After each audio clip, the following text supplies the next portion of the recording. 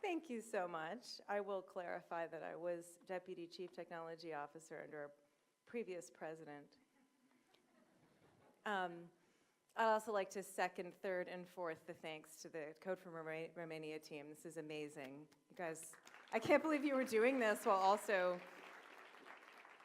monitoring an election. That's cool. And I will also echo the comments of what a beautiful city this is, because I took a lovely long walk from my hotel this morning and I was late because I just couldn't stop taking pictures of beautiful architecture and parks. So thank you for having me come here. It's really, really a delight to be here. I remember when I had first announced Code for America, not done it, just announced it and said I was going to do it. There was no program yet. And people already were writing from all over the world saying that they were starting a Code for in their own country. And we maybe have started something with a name, but the people who wrote in were already doing this work in their own communities. We did not create this. We gave it a name, and that name sort of gives us a reason to come together. And it's wonderful to come together, not only with some of those people who wrote me back then, but with so many new people. And this community really lets us share our experiences and learn from each other and collectively define the impact that we want to have together and the impact that we seek in the world. It's been amazing to see what's grown here in the past 5 years.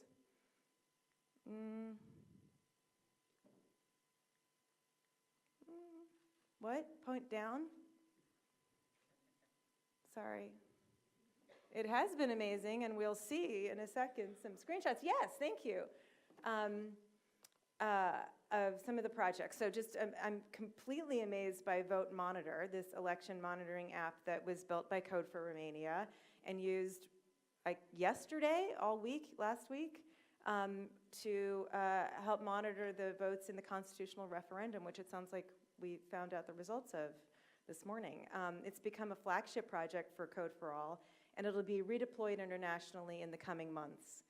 I'm also amazed by the ecosystem of apps being built in response to natural disasters around the world, earthquakes in Romania and Mexico to hurricanes where I live in the United States. There's a lot that we can learn from each other, and I know this is going to be the topic of conversation a lot here at this summit. I'm also inspired by Code for Romania's refugee labs with teams using digital tools to help civil society organizations helping migrants seek asylum. And we are looking to that in our own work for our Civic Tech Immigration Coalition, which is a partnership with Coreando Mexico and the GovLab to support volunteers in projects that can help immigrants on the southern border of the United States through the organizations that are already helping those folks. And this last project, which is what I'm going to return to in a second, is interesting to us at Code for America, especially as we come together with all of you to collectively define this impact that we seek. It signals both something new for Code for America and a test of what I would call our enduring values, which I believe we share in common with the organizations that are represented here today. So let me explain a bit what I mean about that. Most of what we do here at Code for America is help implement government policies and programs to make them work better for the American people. Take, for example, a program called the Supplemental Nutrition Assistance Program, or SNAP. It's in the early 1960s, Congress passed something called the Food Stamps Act that provides money for food for Americans below a certain income level. And by many measures, it is an enormous success. It's the program most highly correlated with better health and education outcomes for kids. But in 2014, an estimated 30% of people who are eligible for it were not getting the program. In California, that's 3 million people, California alone, that's 3 million people who don't receive the benefits but could. So not only are families going hungry, but governments and communities are compensating for the lack of those benefits in other much more costly ways. Why are there such low rates of participation in a program with such clear benefits to both individuals and society? We'll talk about that. in just a second. If you ever try applying for SNAP, you will start to understand. This is how you would apply in San Francisco. You can start by going to the office and waiting for several hours in line, or you can start by applying online. Sorry, can we just go back? Okay, I'll get this right, I swear. I think, I'm gonna do something. I'm gonna pull this over here. Is that better? Okay, going forward. There we go. So you can try to apply online, but this application that you're looking at doesn't work on a mobile phone, even though mobile is the primary way that low-income Americans access the internet. It takes about an hour to fill out. It requires answering over 200 questions. Most people who begin an application do not finish it. The implementation of SNAP is at odds with the program's intent because of this, and it has really dire consequences for families and communities. So we've been working with the largest state in the United States, California, to help SNAP live up to the intent of the law with this. About 3.5 years ago, about 3.5 years ago, one of our year-long fellowship teams just decided not to finish at the end of the year. They decided to keep going. That team kept working on the problems that users of SNAP encountered, and the product became our first long-term digital service that we operate and run in partnership with state and county government at Code for America. It started out very simply. It's just a streamlined mobile-first application that allows you to apply for the program on your phone in 7 minutes. It also lets you upload your documents. Oh, this is so much better. And we hoped that this would actually, upload your documents. And we hoped that this would fix the problem of under-enrollment, but the team wisely said, you know what, let's just check and make sure. So we started texting users to find out what happened after they hit submit, and we found that most of them still weren't getting through the process. Applicants have to complete a phone interview, for example, and we found that many of them would get the letter telling them when the interview was after, after the date of the interview.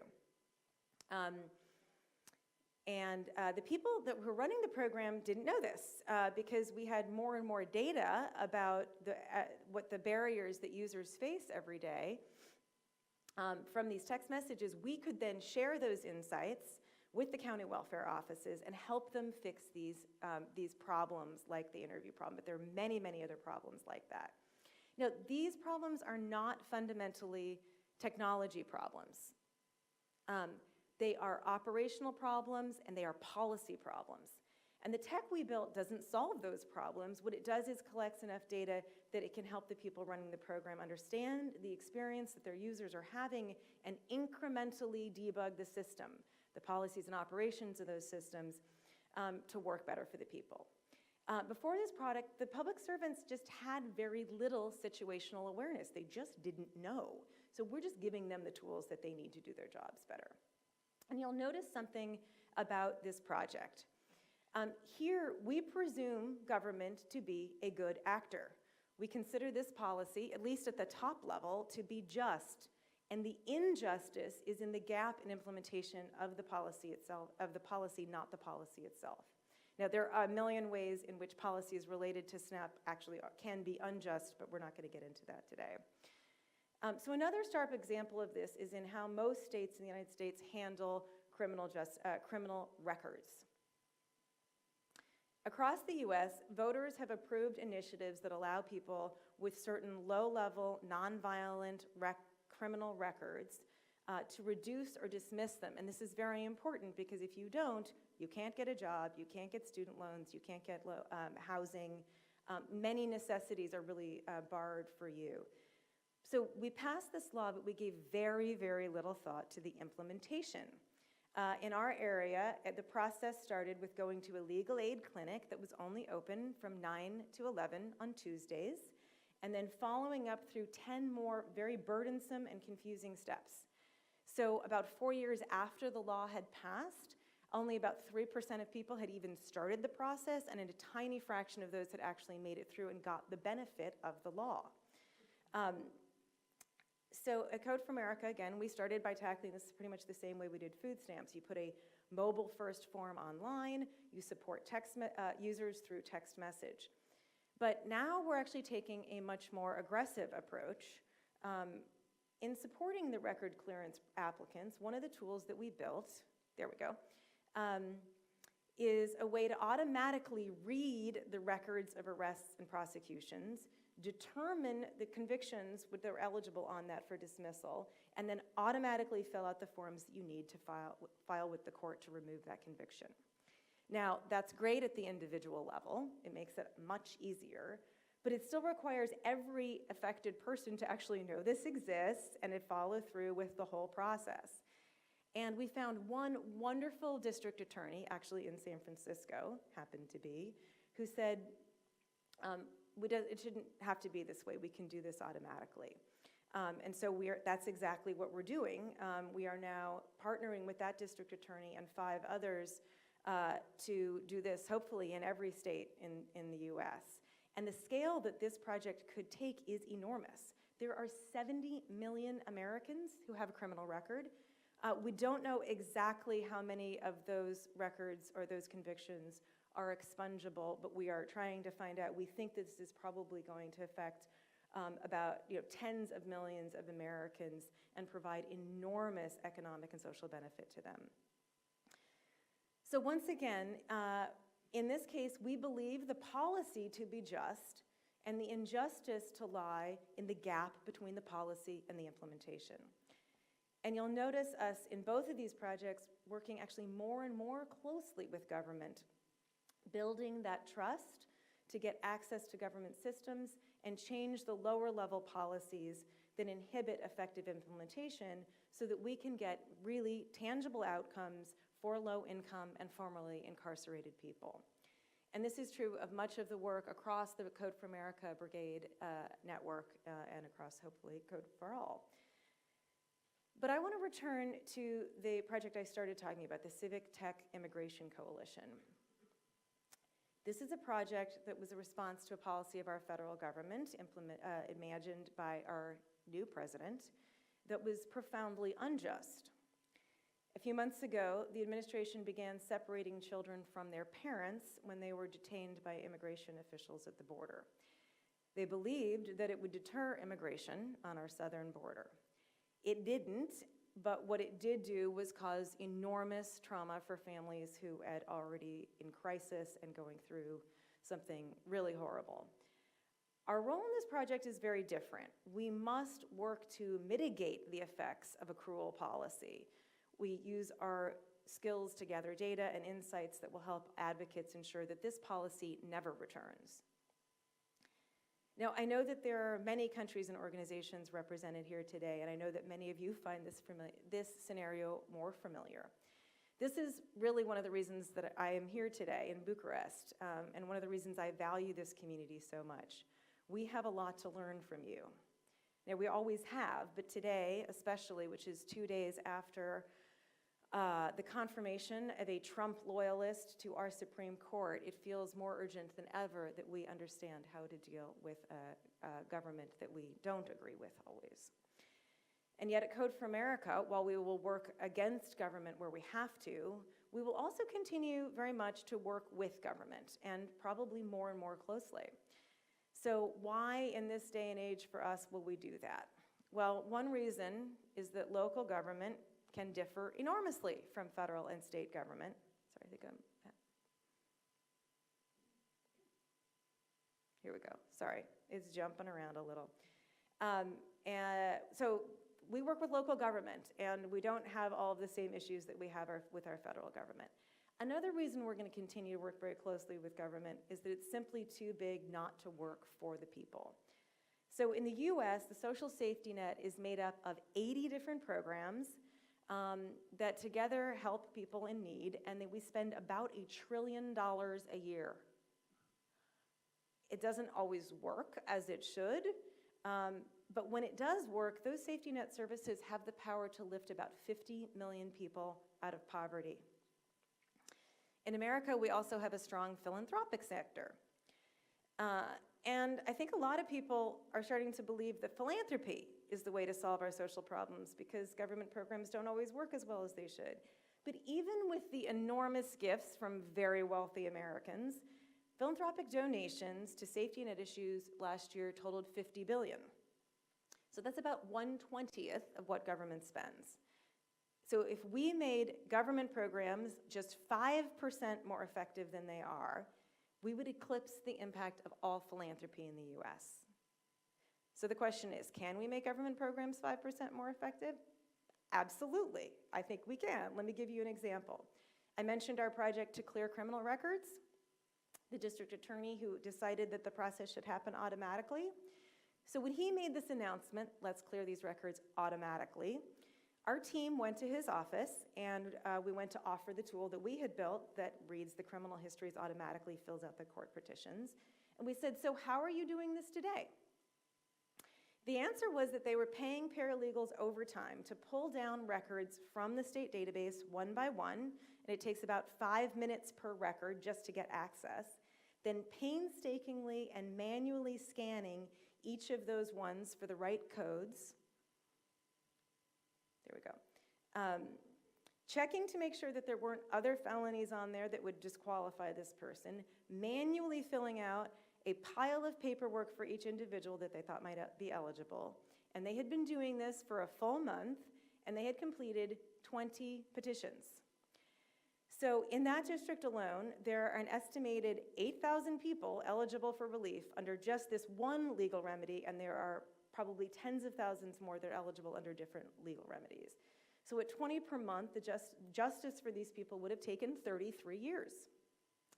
Little bit of technology, we can help them process 1,000 records in 20 minutes. So we are still working, as I'm sure you're all familiar with, this, the process of getting access to the data so that we can do this in bulk. But we think we're actually very close to being able to get justice for those millions of Californians in hours instead of decades.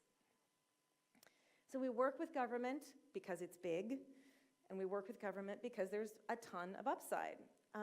But of course, we also work with government because it's the one thing that we have decided to do together through a democratic process.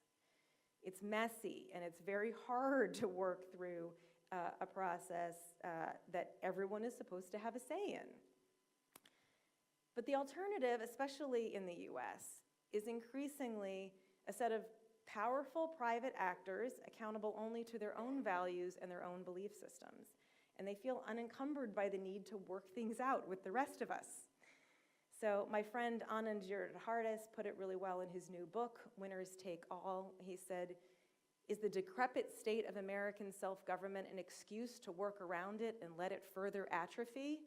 Or is meaningful democracy in which we all potentially have a voice worth fighting for?"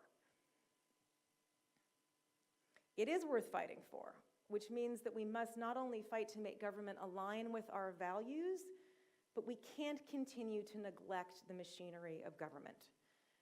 Now, the challenge we face, and of course we've always faced it, but the consequences are starker for us today in the United States than ever, is that we have to build up government's technology capabilities in order to properly administer things like a social safety net or a just criminal justice system. But in doing that, we run the risk of also increasing government's effectiveness to do harm. Silicon Valley tech workers are waking up to this reality, and they're petitioning the companies they work for to stop selling to government because they've become aware that the software they write is powering the agencies enforcing policies like family separation at the border. Now, that's one way to have leverage over government, and I am very much in favor of tech workers starting to exercise their civic muscles. But it's also an action that's indiscriminate in ways that people who don't understand how government really works don't always fully see.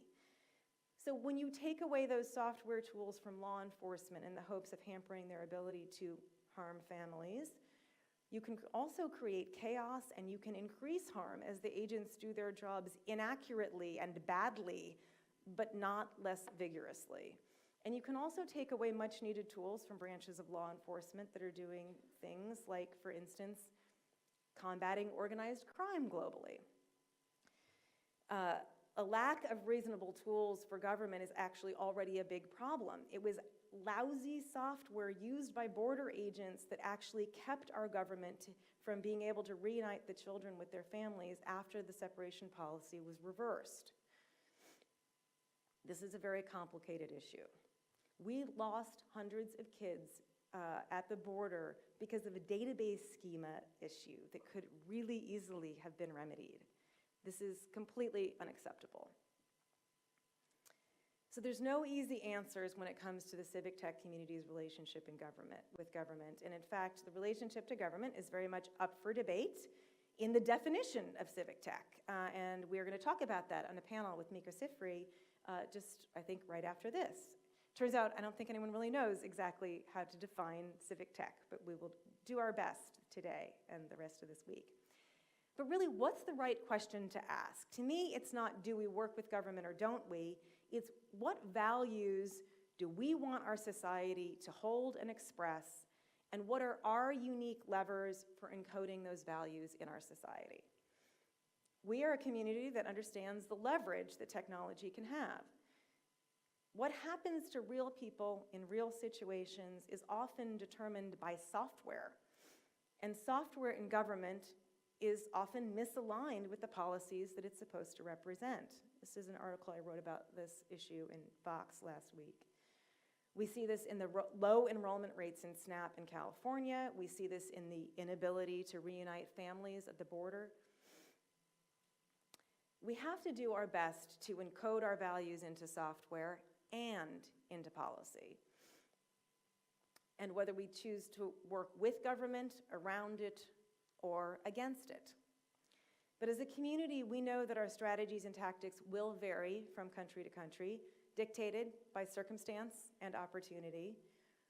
What should bring us together is the awareness of the leverage that technology can have, and our willingness to make it one of our superpowers. But more than that, what should bring us together is our values and our ambitions. I like to think of what the great Barbara Jordan said in our country. What the American people want is simple. They want an America as good as its promise. We're all trying to make our communities live up to the promises that we've envisioned, grounded in values of equity, inclusion, and dignity for our fellow citizens. And we all need to constantly reevaluate how to act in accordance with those values. We will need this community around us both to challenge and support each other to get it right. And we will need to keep asking each other, what kind of global challenges could we work on, to Bogdan's point? What kind of impact can we have together? So that's why I'm here this week, and I hope what we can do together in the coming weeks. So thank you so much for having me.